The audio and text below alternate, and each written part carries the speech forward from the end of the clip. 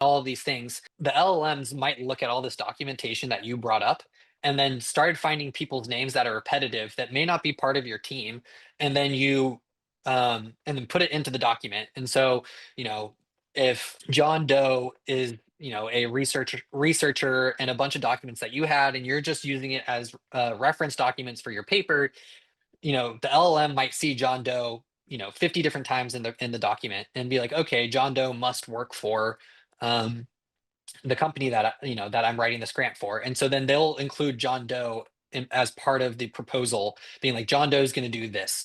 And that won't work because John Doe doesn't work for your company. And so if you don't review it and you say, okay, John Doe's not part of this, and you submit it, and then the agencies come back and be like, who's John Doe? And you're like, oh, this person doesn't work for us. They're immediately going to cancel any chance of you of having funding. And so it's part of going back to that, like, trust but verify, but it's also important about, like, what you're providing to AI to ensure that it's getting a quality output, right? And so we say, don't give it too little, because then it's going to try to force a bunch of predictive analysis of, like, how do I fill this out? But don't give it too much, because then it might make mistakes on what is real, what's not. And that's because if you ever used AI, you know that it can go wrong. Unlike traditional software that's deterministic, where it's like, if I click this button, I know exactly what's going to happen. With AI, you don't. 70% of the time, 80% of the time, you might get it right.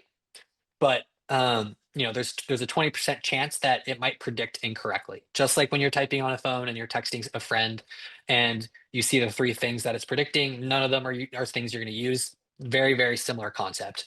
And so there's just a lot of nuance to it and a lot of issues that you need to pay a lot of attention to and you need to still focus on. And so, yes, AI can help you write a bunch. It can cut the time down by half if you know what you're doing, but it's what I've found through, the couple years I've been in this space now, is that the generic LLMs are very good when you have an expertise in that field. And so if you have an expertise in grant writing yourself, you can use AI very well to get what you need. If you don't have it and you're focused on your business or your innovation and you're just like, I'm trying to get additional funding, it might help, but it could also just be really hard because you're trying to learn and use a tool and then evaluate that tool and not even know if it's actually aligned with what agencies look for. And so a lot of help,